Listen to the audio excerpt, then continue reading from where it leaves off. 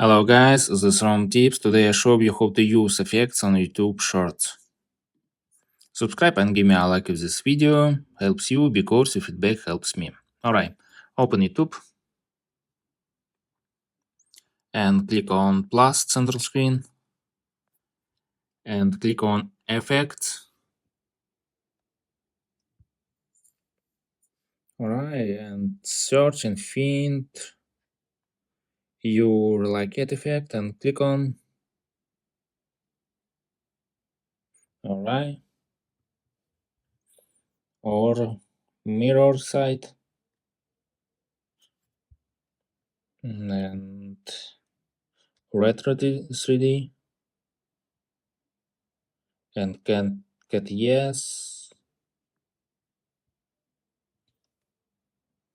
Alright, and fisheye and start recording. Stop and save. Start recording. Click on next. Pin to your preview and title.